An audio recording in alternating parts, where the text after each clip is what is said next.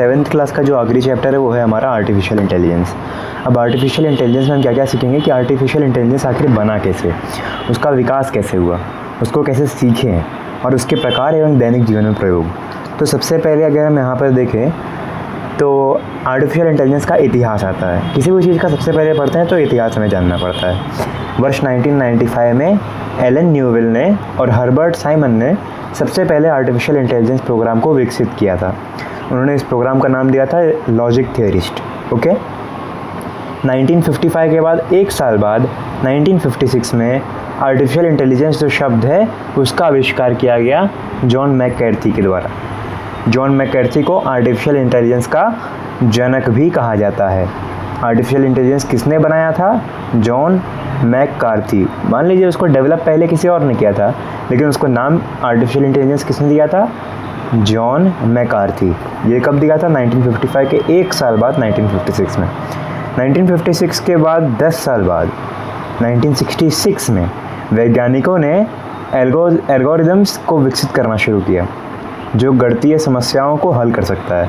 हमें ऐसे कोई प्रॉब्लम मिलती है, हम उसको पीछे उसको कैसे सॉल्व करें उसको हम एल्गोरिदम बोलते हैं। और जोसेफ विजनबम के द्वारा पहले चैटबॉट का आविष्कार किया गया। चैटबॉट जैसे हम व्हाट्सएप पे किसी को मैसेज करते हैं ना, हाय, सामने से रिप्लाई आता है हाय, तो एक तरीके का चैटबॉट है कि हम एक मैसेज डालेंगे जिसमें सामने से हमें मैसेज आएगा। उसका नाम बिल्सा रखा गया। ठीक है। 1966 के बाद 1972 में जापान द्वारा पहला बुद्धिमान ह्यूमनॉइड रोबोट, मतलब एक ऐसा रोबोट जो ह्यूमन की तरह इंटेलिजेंट था, उसको बनाया गया था और उसका नाम WA-BOT-1 रखा गया था। ठीक है, वाह बॉट। ठीक है, वाह बॉट। फिर 1972 के 8 साल बाद 1980 में आर्टिफिशियल इंटेलिजेंस एक्सपर्ट सिस्टम के साथ आया जिसका नाम मायसिन था। एक्सपर्ट सिस्टम, ठीक है, एक सिस्टम के साथ आया, उसका नाम मायसिन था। एक्सपर्ट सिस्टम इंसान की तरह सोचने और निर्णय लेने में सक्षम था, जिसका कार्य डॉक्टर्स को संदेहित मरीज को इलाज देने में मदद करना था। ठीक है, अब ये एक एक चीज़ बढ़ता ही जा रहा है। जैसे कि सबसे पहले यहाँ पे हमने क्या देखा था, उस किसने डेवलप किया, तो एलन न्यूवेल और हर्बर्ट ए साइमन ने किया था। उसका नाम क्या रखा था? Logic theorist. फिर एक साल बाद जॉन मैककार्थी ने आर्टिफिशियल इंटेलिजेंस को नाम दिया, शब्द का आविष्कार किया और उसको आर्टिफिशियल इंटेलिजेंस का जनक भी कहा जाता है। फिर 56 के बाद 10 साल बाद 66 में जोसेफ विजनबम ने चैटबॉट बनाया था जिसका नाम बिल्सा रखा गया। ठीक है। जापान द्वारा 1972 में इंटेलिजेंट ह्यूमनॉइड रोबोट बनाया गया जिसका नाम WA-BOT-1 रखा गया। फिर 1980 में आर्टिफिशियल इंटेलिजेंस सिस्टम के साथ है, इसका नाम मायसिन रखा गया। वो डॉक्टर्स को हेल्प करने के लिए, जो संदेहित मरीज थे, जो कि जिनको कोई बीमारी हो सकती है, उनकी हेल्प करने के लिए बनाया गया। 1980 के बाद 1997 में IBM डीप ब्लू से विश्व शतरंज चैंपियन को हराया। कि ऐसा इंसान को हरा दिया जो चैंपियन है, मतलब इतना एडवांस हो गया AI कि उसने IBM डीप ब्लू से पहला ऐसा कंप्यूटर था जो कि किसी विश्व शतरंज चैंपियन को हराया था 1997 में। ठीक है, 17 साल बाद। अब 1997 के बाद अगर हम बात करें तो 2002 वर्ष में पहली बार AI वैक्यूम क्लीनर्स के रूप में आया। जो पहला रोबोट रूम्बा था। ये स्वच्छता करने के लिए अगर पहला रोबोट आया तो वो था रूम्बा।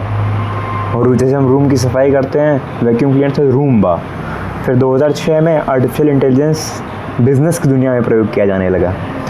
फेसबुक, ट्विटर और नेटफ्लिक्स जैसी बड़ी कंपनियों ने आर्टिफिशियल इंटेलिजेंस का उपयोग करना शुरू कर दिया, AI का मदद यूज़ कर दिया। ठीक है, कंपनी में आ गया। फिर 2011 में AI तकनीक काफ़ी एडवांस और मॉडर्न हो चुकी थी, क्योंकि इस समय AI पहेलियों को सुलझाने और कठिन समस्याओं को समझने में समर्थ हो चुकी थी। ठीक है, इसके अलावा आर्टिफिशियल इंटेलिजेंस मुश्किल सवालों को जल्दी हल करने में सक्षम था। वर्ष 2011 में AI तकनीक काफ़ी एडवांस और मॉडर्न हो चुकी थी। ठीक है, अभी फिर एक साल बाद जैसे एडवांसमेंट हुआ तो एक साल बाद गूगल ने गूगल नाउ नामक ऐप का विकसित किया जो यूज़र की आवश्यकताओं के आधार पर भविष्य की संभावनाओं की जानकारी दे सकता था, प्रेडिक्शन कर सकता था। फिर 2014 में AI तकनीक के माध्यम से चैटबॉट को डेवलप किया गया जो लोगों की समस्याओं को सुनकर उन्हें समाधान करते हैं। 2014 में लोगों की समस्या सुन के समाधान करना, 2014 में चुनाव भी थे। 2020 में बायडू ने लीनियर फोल्ड एआई एल्गोरिदम को रिलीज़ किया। इस एल्गोरिदम का इस्तेमाल कोरोना की वैक्सीन बनाने के लिए भी किया गया। 2020 में कोरोना की वैक्सीन बनाने के लिए बायडू ने लीनियर फोल्ड एआई एल्गोरिदम को यूज़ किया था। फिर 2022 में आप सब जानते हैं कि चैट जीपीटी एआई के क्षेत्र में क्रांति ले आया। चैट जीपीटी का प्रयोग करके हम बहुत सारे कार्य आसानी से कर सकते हैं, जैसे हम निबंध लिखना हुआ, कहानी लिखना हुआ, कला हुआ, मनोरंजन, सब कुछ हम चैट जीपीटी के माध्यम से कर सकते हैं। अभी मनुष्य और मशीनों में सीखने की प्रक्रिया कैसी होती है? जैसे हम अपने इंद्रियों के परिवेश से समझते हैं, वैसे ही मशीनें भी कुछ यंत्रों का प्रयोग करके उसे समझती हैं, सीखती हैं। अब देखिए, जैसे हम आँख से देखकर समझते हैं, कान सुनकर, मुंह से बोलकर, जीभ से स्वाद लेकर, त्वचा से स्पर्श कर कर, नाक से सुगंध महसूस कर कर, वैसे ही मशीन कैसे कैसे सीखती है? कैमरा से देखकर, ठीक है, छवियों को कैप्चर, यहाँ आँख कैमरा, कान रिसीवर, माइक ध्वनियों को एकत्र कर, मुंह स्पीकर ध्वनियाँ निकाल कर, जीभ मल्टी इलेक्ट्रोड सेंसर से हम सेंस कर सकते हैं कि वो कैसा चीज़ है। अगर कोई केमिकल रिएक्शन हो रहा है तो फिर उसको सेंस करने के लिए होता है। त्वचा स्पर्श कर, टच सेंसर भी होता है, जैसे मोबाइल फ़ोन में टच करते हैं तो वो चेंज होने लगता है, ठीक है। और फिर बायो सेंसर, अगर वो कोई बायोलॉजी से रिलेटेड रहा, उससे रिलेटेड। क्या आप जानते हैं कि मशीनें भी मनुष्य की तरह सीख सकती हैं? जैसे मनुष्य कैसे सीखता है और मशीनें कैसे सीखती हैं? दोनों लोग निर्दोष सीखते हैं। जैसे जन्म से ही हम धीरे धीरे खाना, अगर हमको खाना है तो ऐसे खाएं, किसी रेसिपी को हम किताब में से देख के पढ़ पाते हैं तब सीखते हैं, ऐसे ही मशीन भी इंफॉर्मेशन पे फीड होती है और वो इंफॉर्मेशन के थ्रू वो सीखता है कि अगर उसको फ्यूचर में ऐसा काम आया तो उसका वो ये रिप्लाई देगा। मोबाइल का लॉक खोलने का सिस्टम अधिक प्रयास करते हैं तो वो 30 सेकंड के लिए लॉक हो जाता है, क्योंकि उसको लगता है कि उतना ही पूर्व निर्धारित है। अगर मान लीजिए 30 बार ख़राब हुआ, 30 बार के बाद वो सेकंड का टाइम आउट हो जाएगा। फिर जैसे हम क्या करते हैं, तर्क विचार रीजनिंग करते हैं। हम अगर किसी कार्य करते समय हमें कुछ महत्वपूर्ण जानकारी इनका प्रयोग कर सकते हैं ताकि उनका निष्कर्ष पहुंच जाए। जैसे टीवी को ऑन करना, ऑफ का बटन दबा दिए, चैनल चेंज कर दिए, ठीक है, आवाज़ कम आवाज़ ज़्यादा करते हैं।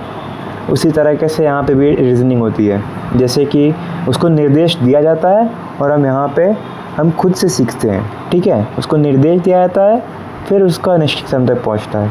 मोबाइल में किसी फाइल को सुरक्षित करने के लिए उसके गुण के आधार पर वर्गीकृत करके निर्धारित फोल्डर में सुरक्षित करना है, जैसे PDF, इमेज आदि। तो ये अलग अलग, ये PDF में आएगा, फ़ोटो गैलरी में आएगी, ये अलग अलग करना। अभी सेल्फ करेक्शन, अपने आप को हम कैसे समझते हैं? तब हम अपनी गलतियों पर स्वयं विचार करके उनमें स्वयं सुधार करते हैं। लेकिन इसमें क्या होता है, जब मशीनों से गलती होने पर बिना किसी मानवीय सहायता के अपनी गलती सीखकर स्वयं सुधार कर, जैसे हम मान लीजिए कुछ टाइप कर रहे हैं, स्पेलिंग गलत है, अपने आप सही हो गई स्पेलिंग, ठीक है। अभी देखिए यहाँ अगला क्या है, आर्टिफिशियल इंटेलिजेंस के प्रकार कौन कौन से होते हैं। जैसे कि हम देखते हैं मनुष्य अपनी क्षमताओं के आधार पर काम करता है। जिस प्रकार कुछ बच्चे सिर्फ उतना ही कार्य कर पाते हैं जितना उनसे कहा जाता है, लेकिन कुछ लोग होते हैं जो परिस्थिति के अनुसार स्वयं निर्णय लेकर कार्य कर लेते हैं। हम बाज़ार भेज रहे हैं, जैसे मान लीजिए किसी बच्चे को, तो वो सही, अच्छे और सही कीमत पर आम मिल रहे होंगे तो वहाँ से लाएगा। यदि बाज़ार में आम उपलब्ध ना हो तो आम से बेहतर दूसरे विकल्प को देखते हुए आएगा। लेकिन हम यहाँ पे देखें तो अगर कोई नॉर्मल, जो जिसको जितना बोला वो कोई भी आम लेके आ जाएगा, ठीक है। खुद से सोचने समझने की शिक्षा इंटेलिजेंस होती है। उसी प्रकार जो AI किसी विशेष काम को ही पूरा कर सकता है और अपनी क्षमता के बाहर किसी दूसरे काम को नहीं कर सकता, उसको नैरो AI बोलते हैं। नैरो मतलब सकरा। तो जो अपना ही काम पूरा कर पाए, अपनी क्षमता से बाहर ना कर पाए, उसे बोलते हैं नैरो AI, मतलब सकरा AI। इस प्रकार जनरल AI एक सामान्य इंटेलिजेंस की तकनीक है जो किसी समस्या को अपने तर्क से सुलझाने की क्षमता रखती है। अब देखिए आर्टिफिशियल इंटेलिजेंस के कितने कितने प्रकार होते हैं। जैसे कि आर्टिफिशियल इंटेलिजेंस के 2 टाइप के प्रकार हो जाएंगे। पहला तो उसका क्षमता के आधार पर, फिर कार्य क्षमता के आधार पर। क्षमता के आधार पर narrow AI, general AI, strong AI, ठीक है। नैरो मतलब वो उतना ही काम करेगा, जनरल मतलब जो बेसिक काम कर सकते हैं दूसरे, स्ट्रॉन्ग AI मतलब वो बेस्ट डिसीजंस ले पाएगा। अब कार्य क्षमता पे क्या बोलते हैं, reactive machine, limited memory, theory of mind और सेल्फ अवेयरनेस, ये सारी चीज़ें जो होती हैं वो कार्य क्षमता, वो कितना खुद से काम कर पा रहा है। अब देखिए क्षमता कैपेबिलिटी के आधार पर एआई के प्रकार आपने देखा होगा, जैसे हम अपने फ़ोन का लॉक खोलने के लिए फिंगरप्रिंट या फेस अनलॉक का प्रयोग करते हैं, ठीक उसी प्रकार रास्तों का पता लगाने के लिए गूगल मैप का प्रयोग करते हैं। ये सब एआई किसी विशेष काम को ही पूरा कर सकते हैं, अपनी क्षमता के बाहर किसी दूसरे काम को नहीं कर सकते। ठीक है, हम अभी गूगल मैप्स खोल के किसी को कॉल नहीं लगा सकते और फ़ोन खोल के हम मैप्स नहीं देख सकते। क्षमता के आधार पर एआई के निम्नलिखित प्रकार हैं। कौन कौन से प्रकार है यहाँ देखें तो नैरो एआई, जो हमने भी देखा अपना ही काम करेगा, अपनी क्षमता से बाहर काम नहीं करेगा। आर्टिफिशियल जनरल इंटेलिजेंस, मतलब जो जनरल इंटेलिजेंस जो कर पाएगा, आगे हम पढ़ेंगे सब। और आर्टिफिशियल सुपर स्ट्रॉन्ग इंटेलिजेंस, ठीक है, ASI, narrow AI, AGI, ASI। अब देखिए नैरो एआई क्या होती है, ये डेफिनेशन इंपॉर्टेंट है। नैरो एआई का मतलब, नैरो एआई इंसान की तरह व्यवहार नहीं कर सकती, लेकिन दिए गए पैमानों, पैरामीटर और संदर्भ कॉन्टेक्स्ट के आधार पर इंसानों को बेहतर समझ सकती है और इंसानों से बात भी कर सकती है। इसके अलावा नैरो एआई में डेटा को संग्रहित करने की क्षमता नहीं होती, ठीक है, वो एकत्रित करके डेटा नहीं रख पाएगी, जितना उसको बोला जाएगा वो उतना ही काम करेगी। बच्चों सोफिया नामक ह्यूमनॉइड रोबोट इसका एक उदाहरण है। जैसे सोफिया करके एक रोबोट थी, उसका नाम था ह्यूमनॉइड रोबोट, उसका नाम सोफिया था। 2017 में सऊदी अरब की नागरिकता भी दी गई थी। सोफिया इंसानों के व्यवहार को समझ सकती है और इंसान की तरह व्यवहार भी कर सकती है। तो ये सामान्य एआई मतलब आर्टिफिशियल जनरल इंटेलिजेंस होती है। आर्टिफिशियल जनरल इंटेलिजेंस AGI एक ऐसी टेक्नोलॉजी है जो मनुष्य की तरह प्रत्येक कार्य कर सकती है। हालांकि AGI अभी तक पूरी तरीके से विकसित नहीं किया जा सका है, लेकिन AGI तकनीक पर रिसर्च जारी है। ठीक है, जैसे हम जनरल चीज़ें करते हैं ना, तो जनरल चीज़ें अभी तक 100% ह्यूमन का एग्जैक्ट कॉपी नहीं बना पाया गया है। लेकिन मान लीजिए आपका कोई ऐसी मशीन हो जो खुद सोच सके, खुद पहलुओं का हल कर सके, योजना बना सके और आपसे बात भी कर सके, सही गलत का फैसला लेने में सक्षम हो, और ये सभी कार्य हम गुणवत्तापूर्वक और कम समय में कर सकें, तो कैसा होगा। कुछ फिल्मों में हम ऐसी मशीनों को देखते हैं, जैसे रोबोट नाम की फिल्म थी।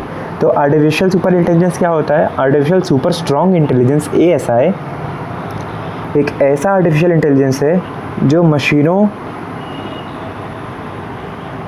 में इंसानों से भी ज़्यादा बुद्धिमान होगी और वह इंसान की तुलना में किसी काम को आसानी और तेज़ी से कर पाएगी। ASI अभी तक कोई ऐसा AI नहीं है जो एक्चुअली रियल हो। ये एक काल्पनिक AI है जो वर्तमान समय पर उपलब्ध नहीं है और आने वाले समय में आ सकती है। कार्य क्षमता फंक्शनैलिटी के आधार पर AI के मुख्यतः 4 प्रकार हैं। जैसे कि सबसे पहले होता है reactive machine. Reactive machine artificial intelligence से सबसे सरल प्रकार है। रिएक्टिव मशीन AI अपने कार्यों के लिए याद करने या पिछले अनुभवों को संग्रहित नहीं करती। इसके लिए इसका उपयोग भविष्य के कामों के लिए नहीं किया जा सकता है। रिएक्टिव AI मशीन केवल वर्तमान परिदृश्यों पर ध्यान केंद्रित करती है और सर्वोत्तम संभव कार्यों के साथ आवश्यकता के अनुसार काम करती है। एक बार रिएक्ट करके छोड़ देगी, उसको कहीं स्टोर नहीं करेगी। ठीक है, जैसे कि गूगल वॉइस असिस्टेंट चला के बच्चों को दिखा सकते हैं हम। रिएक्टिव मशीनें एक बार रिएक्ट करके रख देगी। दूसरा क्या है? Limited memory. लिमिटेड मेमोरी ये एक प्रकार का AI है जो पुराने डेटा को कुछ समय के लिए ही संग्रहित करके रख सकता है।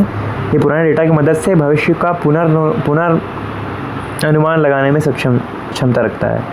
लिमिटेड मेमोरी AI की मदद से भविष्य का पुनर्अनुमान तो किया जा सकता है, लेकिन ये पुनर्अनुमान पूरी तरीके से नहीं भी हो सकता है, क्योंकि यह पूर्वानुमान पुराने डेटा के आधार पर किया जाता है। अब ये ज़रूरी नहीं है कि जो पहले से होता आ रहा है वह रिपीट हो जाएगा, नया भी हो सकता है ना। ये थियरी ऑफ माइंड भी एक प्रकार का AI होता है, और थियरी ऑफ माइंड में सरल भाषा में समझे तो जिस प्रकार दो मनुष्य आपस में बात करते हैं, ठीक इसी प्रकार थियरी ऑफ माइंड में कंप्यूटर और मनुष्य आपस में संवाद करते हैं। लेकिन थियरी ऑफ माइंड तकनीक अभी तक पूरी तरीके से विकसित नहीं हुई है, इसकी तकनीक पर अभी तक रिसर्च जारी है।